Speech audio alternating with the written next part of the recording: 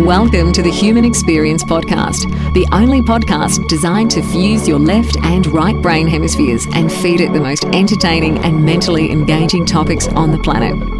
As we approach our ascent, please make sure your frontal, temporal, and occipital lobes are in their full upright position. As you take your seat of consciousness, relax your senses and allow us to take you on a journey. We are the Intimate Strangers. Thank you for listening. The Human Experience is diving into diet, supplements, evolutionary biology, and all things health with my guest, co-author of The Perfect Health Diet, Dr. Paul Jaminet. Dr. Jaminet, thank you so much for making the time to be here, sir. Welcome to the program. Oh, it's great to be with you, Xavier. So, Dr. Jaminet, for our listeners that may not know, can you just get into your education and your background, please? Yeah, well, I'm a little bit overeducated. I got a Ph.D. in physics and had a career as an astrophysicist for a little while. But then I decided to leave and become a software entrepreneur, and that was during the internet boom. And then when we sold that company in 2001, then I started consulting and working on some books. I'd always wanted to write some books, and I'd gotten some good ideas in business and economics that I wanted to write about.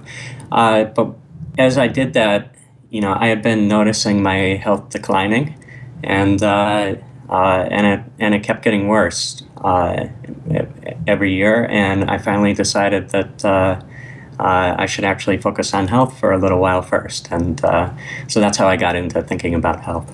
Wow. Astrophysics. Interesting. So, let's go through what was going through your mind. How did you get to that point where you felt like you needed to write this book and create awareness on health? Well, it really just started with my own health problems, first of all, and then my wife's. So we both had, you could call them middle-age health problems, but, things that really shouldn't have been happening and that, we knew were not just normal aging. And in my case, I'd had some problems since birth. I was in and out of the hospital the first 4 years of life. With chronic ear infections, and I had adenoid tonsils removed as part of that, and I always had some problems with fungal infections and acne and things like that. But then in my 20s, I took a year-long course of antibiotics to treat the acne, and all of my problems got worse, and then from then on, it seemed like every year I would get less and less healthy and less able to do things. And my reactions became very slow. I started dropping things all the time. I had a very bad essential tremor. I couldn't run or exercise quickly. I had memory loss. So I was really worried about, if things keep getting worse year after year, what am I going to be in 10 years? And my wife had hypothyroidism and endometriosis and other problems. And, so, we knew things weren't right, but we didn't know how to fix them. We would go to the doctor once a year and he would say, I don't see anything I can do. And, so it was hard to get a diagnosis or a working treatment. And, this went on for years, but I just didn't know an avenue to pursue things. And then a couple things came together in 2005.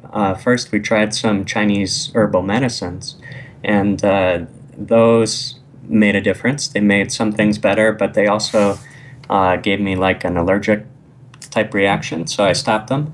But that started me thinking, things I put in my mouth matter, because those, this wasn't, like a pill that you would buy. These were, the actual leaves and bark and herbs, and you'd make a tea decoction.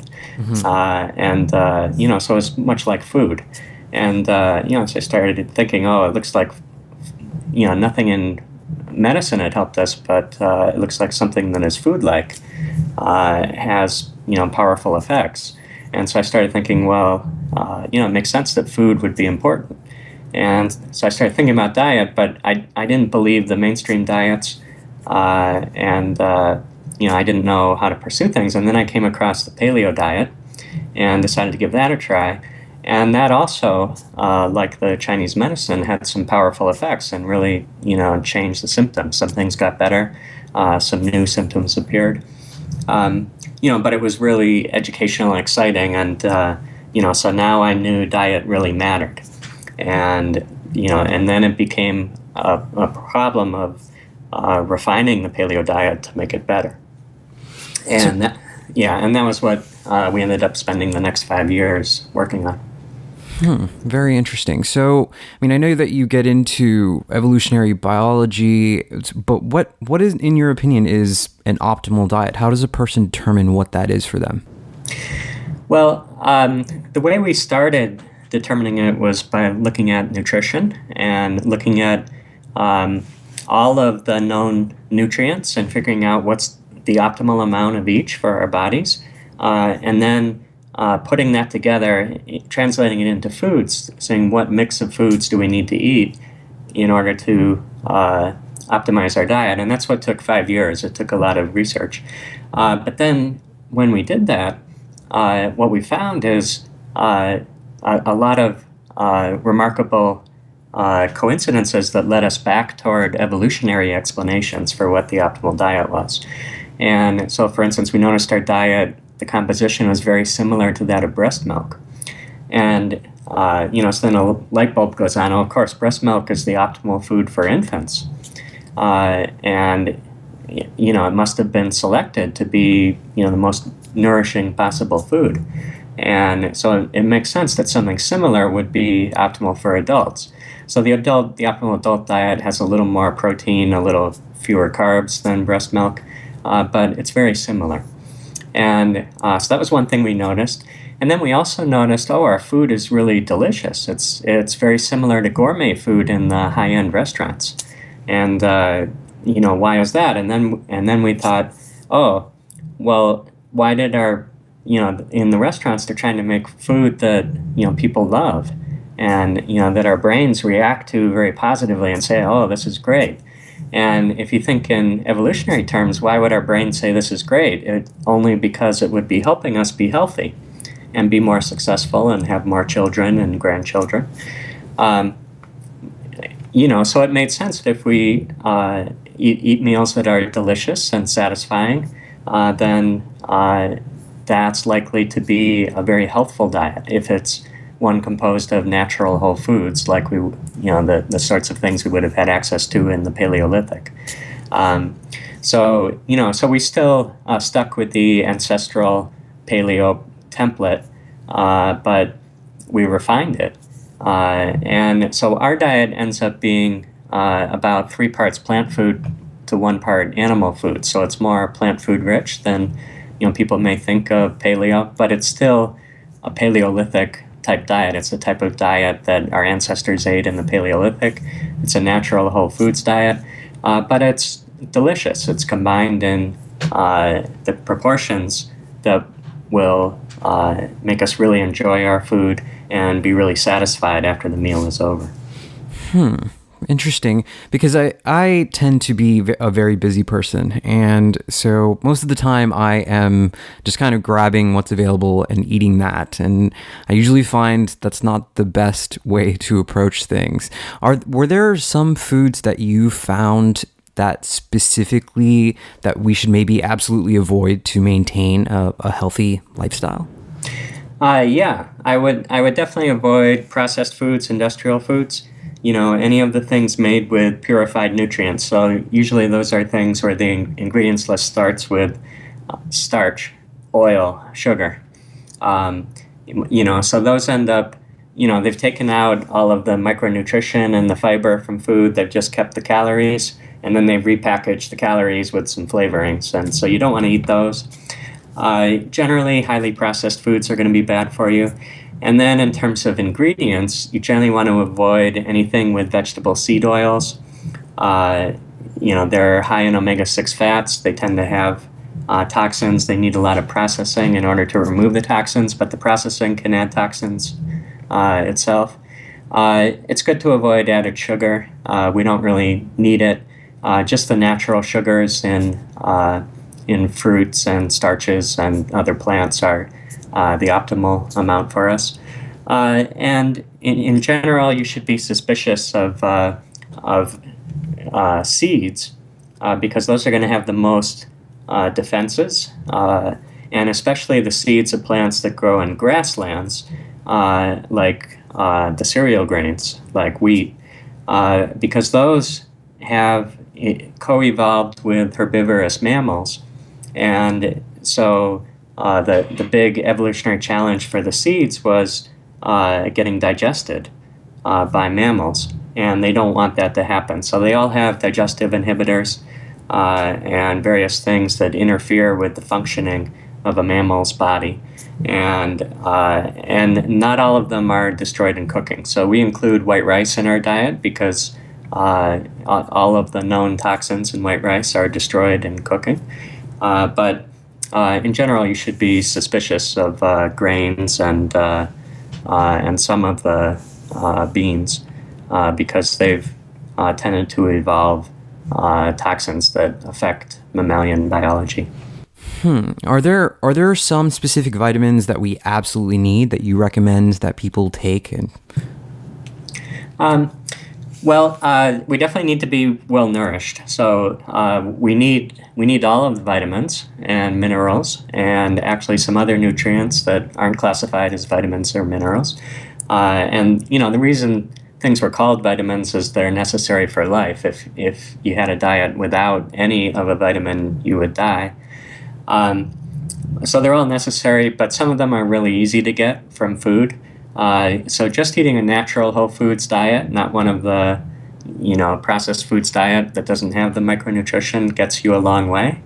And then it's really good to eat what we call supplemental foods. So foods that have, we call them that because they're foods we think you should include regularly, daily or weekly in your diet, just like supplements.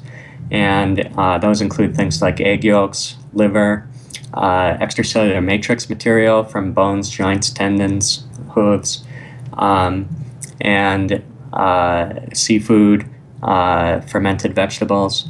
So we have a list in our book and on our website, and then there's still a few things that it's very easy to be deficient in. So if you eat oysters, you can get enough zinc, but many people don't eat oysters and find it easier to supplement. Similarly, if you ate enough sweet peppers, you could do okay with vitamin C if you're not too sick, but many people have trouble getting enough vitamin C, and it's worth supplementing. Many people have trouble getting enough magnesium. Vitamin D, we don't get out in the sun enough, expose our skin to the sun, so it can be beneficial to supplement that. A lot of people don't eat seafood regularly enough, so supplementing iodine can be beneficial.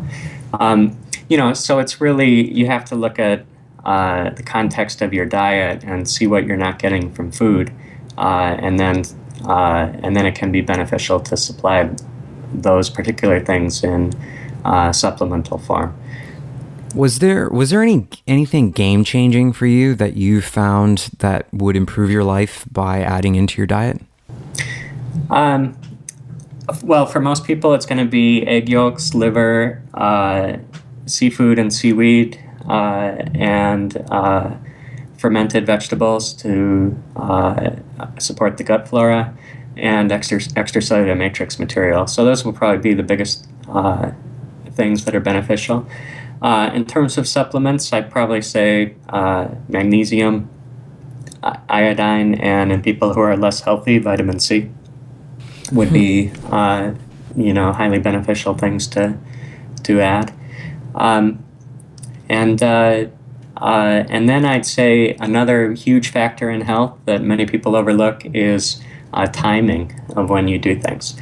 And meal timing is very important. So we recommend intermittent fasting, having an overnight fast of 16 hours, and making sure that your 8-hour feeding window is entirely in the daytime. So you want to coordinate your eating with your light exposure and your physical activity and your social interactions, and then have a period of rest at night in which you don't eat. Very interesting. Can we get into that a little bit more? So you're saying that we should have a period of 8 hours where we spend, and those 8 hours we should eat in that window, and the other, 16 hours of the day that we should not be ingesting food at all? That's right. So so I would recommend fluids and electrolytes during the fast. So things like coffee, tea, vegetable soup, but basically minimal or no calories. And, so at our health retreats, we suggest, especially people who have adrenal issues, keep like a cherry tomato and some salt and water by your bed, and then you can replenish electrolytes. Because if your adrenals aren't functioning well, you'll tend to lose electrolytes. And you won't be able to maintain them properly in the fast. So if you replenish them, through the night, just before bed and after waking, that'll make the fast less stressful. But in general, it's a very good idea to do intermittent fasting and accentuate the circadian rhythms of food, so that your calories are concentrated in the daytime. It's very interesting. There seems to be some mixed research on dietary supplements. On one of the two battling sides, there's a multi-billion-dollar industry, and these manufacturers are putting out vitamins, mineral, fiber, amino acids. On the other side, there seems to be a growing body of research that suggests people should abandon multivitamins completely, and that this is a placebo and that we're being duped. How do you respond to this, and how can laymen such as myself kind of navigate these opposing claims? Yeah, well, it's a complex topic. So there's a lot of nutrients, and in general, the health effects of a nutrient are U-shaped. So your health is poor if you're deficient, but your health can also be damaged by getting an excess of a nutrient. So a lot of nutrients turn into toxins when you get too much. And, so that means there's an optimal amount, and whether a supplement is going to help you or hurt you depends on whether you're below the optimum or above it. And, so something like a multivitamin where, for marketing purposes, it seems the best strategy is to give people 100% of the RDA of everything. But that means, most people are getting 100% of the RDA of things in food. And so that means you're giving them 200% of a lot of nutrients. And that can potentially tip over into the toxic end. On the other side, there's a lot of things that are left out of multivitamins because they're too bulky. So people are willing to eat, several pounds of food, but they're not willing to eat a very large multivitamin. And, so they don't tend to put in bulky things like magnesium or vitamin C into multivitamins. And, so there's a lot of things that are missing from multivitamins, or they're in, homeopathic type quantities. And it happens that a lot of the things that are missing from multivitamins are the things that people are actually most deficient in. And a lot of the things that multivitamins provide, people are doing okay with and don't really need more of. So it's not that surprising that multivitamins have, shown as pretty much neutral in most studies. So what supplements do you personally use in your life?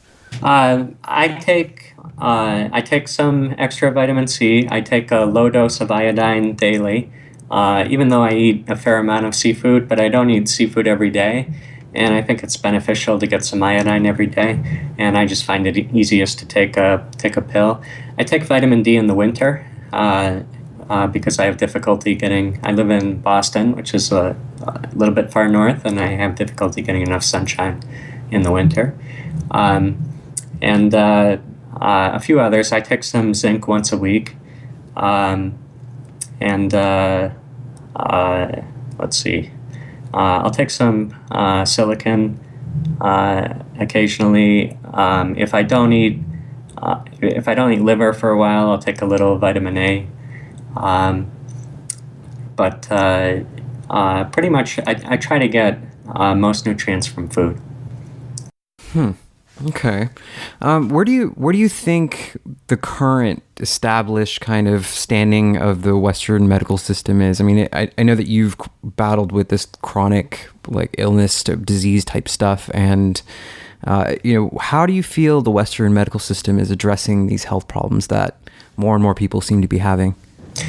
Well, I think it's doing a poor job. I think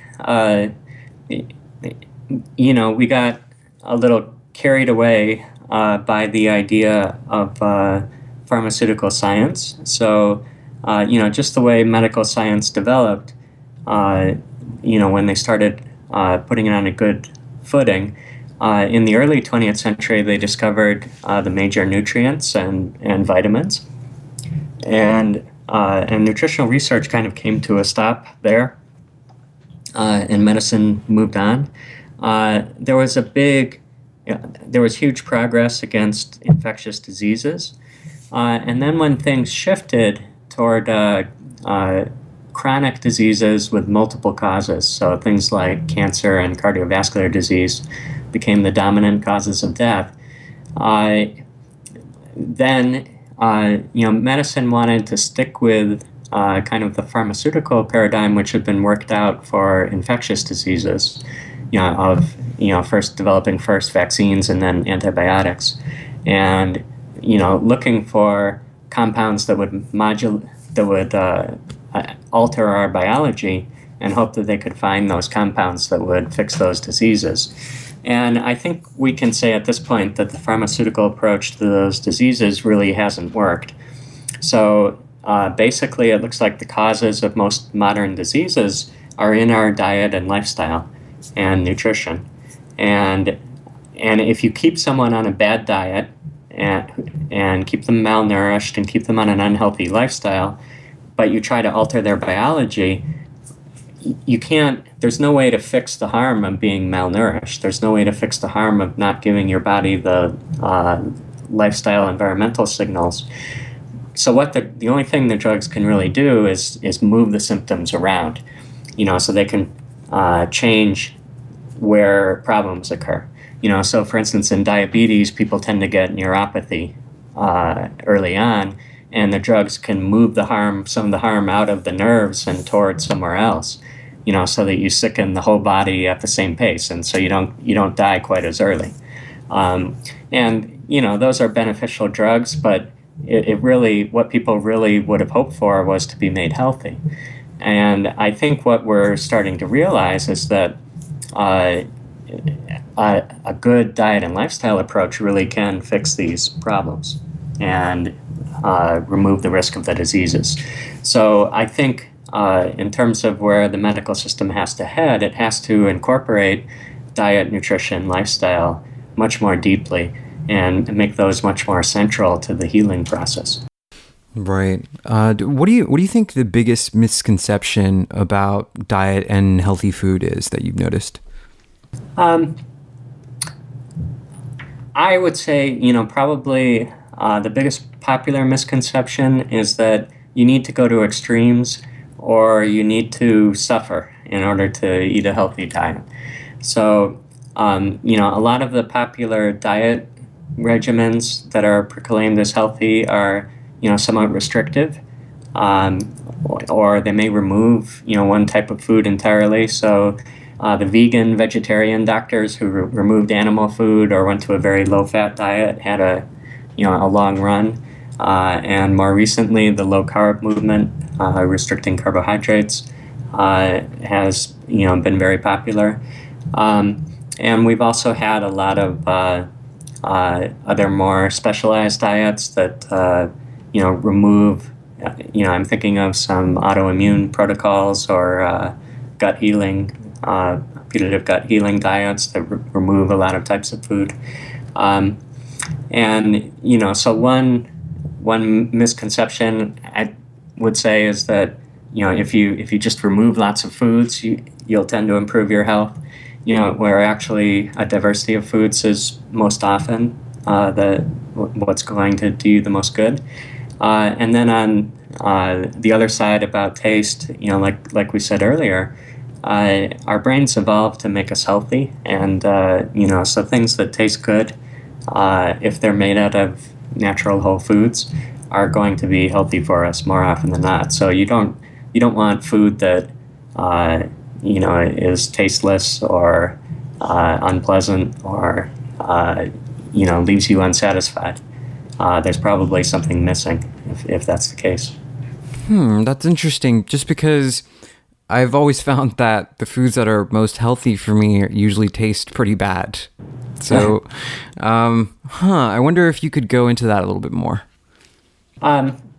Well, let me tell you what I typically eat for lunch. So I'll take a big bowl and I'll make my lunch out of leftovers, and I'll put in some kind of starch like potatoes or rice. I'll put in some kind of vegetable like spinach. Often we have leftover vegetables. I'll just put those in. I'll put in some leftover meat or fish. I'll put in 3 egg yolks. I'll put in some vinegar, some coconut milk, and fish sauce usually as flavorings, and then just heat it up in the microwave, and it's delicious. And and that's actually so we're writing a cookbook. We have a template for how do you design a meal, and it's pretty much if you get the foods in the right proportions, then it'll be delicious every time. And and actually, if you look at the nutrient composition of that lunch that I just described, and you add in a little bit of fruit or berries, then it would basically come very close to the composition of breast milk. And like we said earlier, that's a very healthy combination of nutrients. Was there any specific moment where you realized there was a kind of eureka for you as far as, oh, okay, this works for me, and kind of your understanding of health and healthy eating, and if you could go into that for us? I would say, one thing, anyone who's written a book will know, when you start writing, you realize how little you know, and you have to keep doing a lot of research in order to be able to, write something that's good. And so what happened for us is I was, getting to an age where the generation before mine, my father, my aunts and uncles were having, starting to have significant health problems. So I wanted to write up what I'd learned for them, and started writing something up, and then I kept finding, things I needed to think more deeply about, and it kept growing. And then I decided, once that was done, that I should turn it into a book, and kept going. And then we started a blog, and we kept learning from our readers. And then Scribner and Simon & Schuster came to us and asked us to do a new version, and so we did another round of research and updated everything. And I would say the big, eureka moments are, things like, first of all, people mostly aren't deficient in vitamins; they're mostly deficient in minerals, and so that was one thing where, I'd had kind of a haphazard record of supplementing things, but I would tend to focus on vitamins. And most people don't need B vitamin supplements, but most people do need more minerals. So that was probably one of the earliest eureka moments. I would say, once we had gotten through all of the nutritional analysis and saw a picture of what the diet looked like and realized that it looked like gourmet cuisine, that was a major eureka moment. Also realizing that it looked like breast milk, and then starting to look into some of the evolutionary explanations, and then realizing, well, the breast milk of all the animals is similar, so why do animals eat different diets? And then looking into that aspect, we realized that it's really only the digestive tracts that evolve, and the nutritional needs of animals are pretty much all the same. And that's why their breast milk is very similar.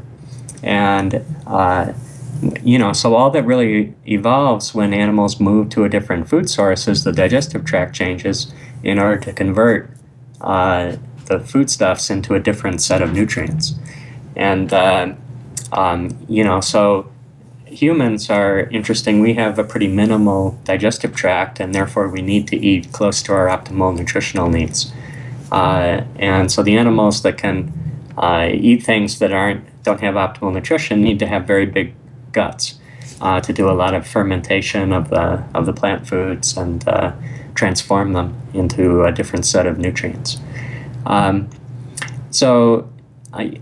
were a lot of insights, and then also I would say in writing the Scribner edition, we realized the importance of lifestyle, and things like meal timing, other circadian rhythm entrainment factors, and coordinating the various circadian rhythm entrainers. So coordinating when you eat with when you're exposed to light, with when you exercise, with when you get social interactions. Those are all important things to do.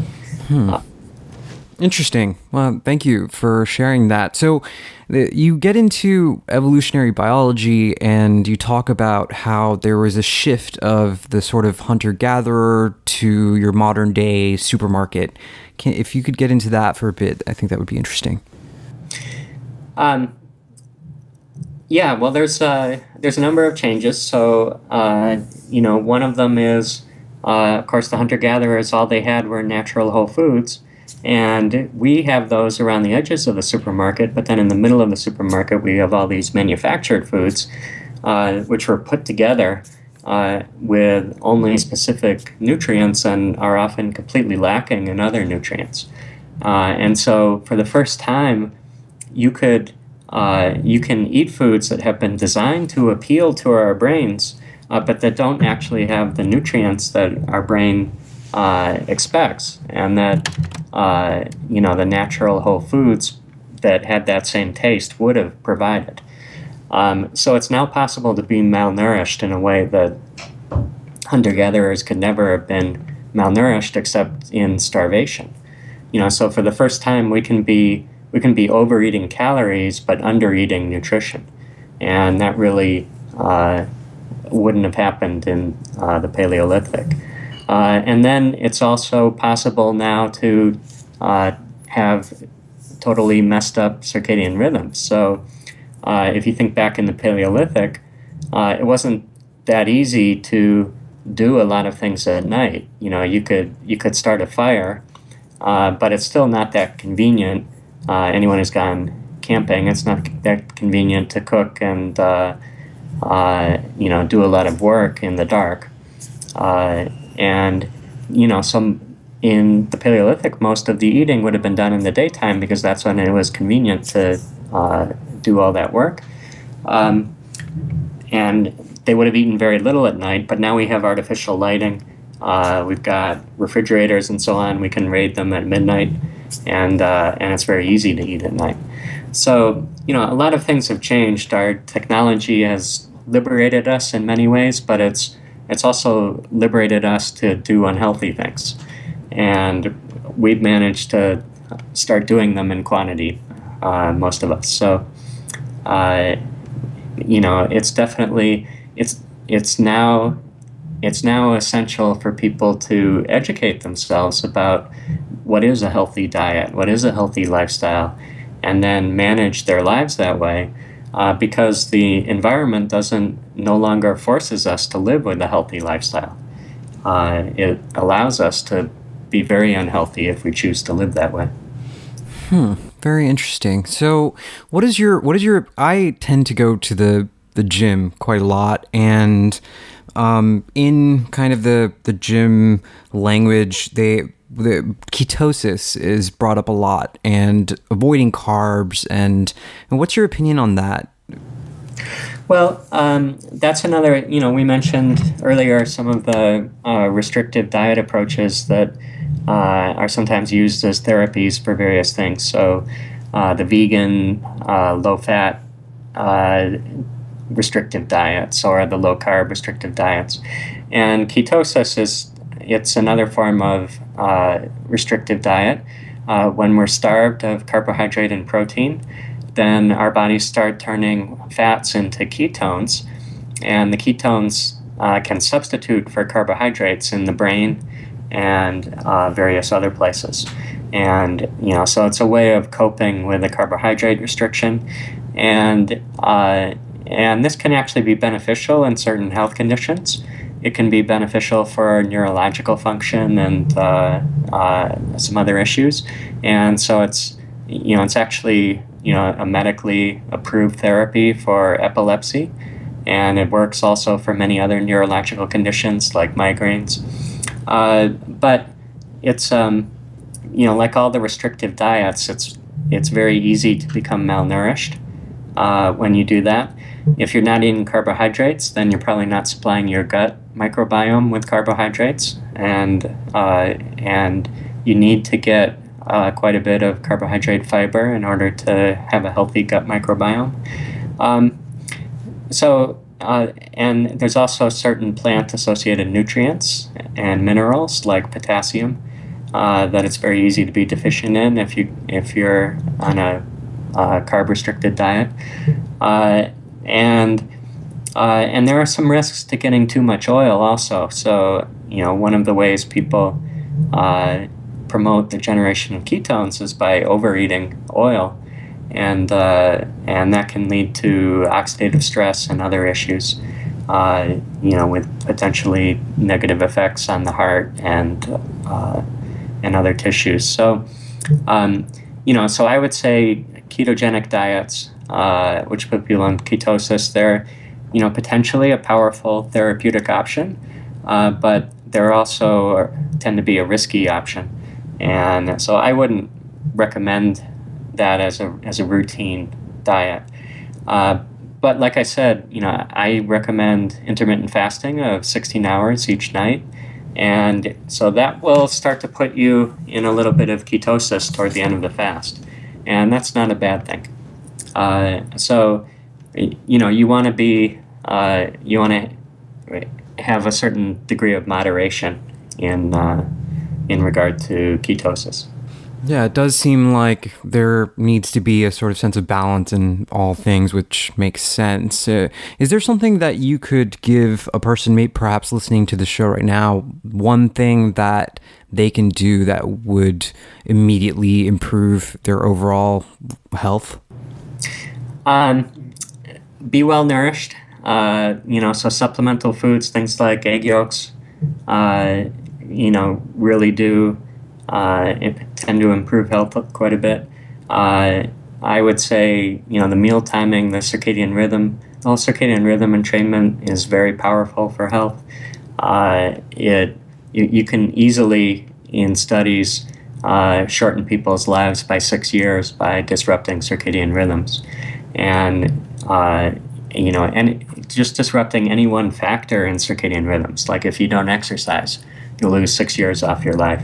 If you get a night shift job, you'll lose 6 years off your life. Or if you get sleep apnea. If you get a lot of loud noises or bright lights at night, then you'll lose 6 years off your life. If you don't get enough social interactions in the day, then you'll lose years off your life. So all of those factors are really important. Eating at night is associated with obesity and diabetes and various other health problems. So you definitely want to focus your food intake in the daytime. And, so probably those are, and of course, eating a natural whole foods diet. So you really want to avoid the manufactured foods in the middle of the supermarket. Makes sense to me. Is there, and one question, we're about to wrap up here, but one last question that I like to ask all my guests, is there one thing that if there was one thing that you could go back in time and tell yourself when you began this journey, what would it be? Well, I'd like to carry a copy of our book back and give it to myself and say, read this, because actually the name of our book, Perfect Health Diet, that is chosen, it's not so much that we're claiming that our diet is already perfect. It's more that we're saying you really need to aim for perfection in order to achieve goodness, in order to achieve good health. And the reason is that there are so many factors that influence health. There are 50 to 100 nutrients that have a big impact on our health. There are also many lifestyle factors, things like meal timing, influences on your gut microbiome. So there's just many, many factors that influence health. So there's no one magic bullet. But if you get the complete story together, then it can make a huge difference. And so that's why I'd have to carry back our book, which discusses a great many things, and just recommend that.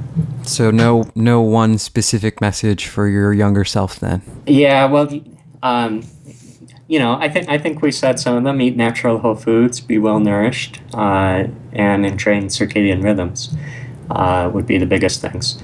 But if there were a magic bullet in diet, nutrition, health, then it would have been found long ago. If all you had to do was do one thing, Very true. You'd have great health, then it would have been discovered pretty quickly. So where can people find more about your work and what you and your wife are doing? Well, you can go to our website, perfecthealthdiet.com. And we also conduct health retreats twice a year in May and October. And those are called the Perfect Health Retreat. And they've been a great experience so far. Excellent. Thank you so much for being here, Dr. Jaminet. I really appreciate you making the time and being present here with us. And this is The Human Experience. Thank you so much for listening. We're signing out. All right. Thank you, Xavier.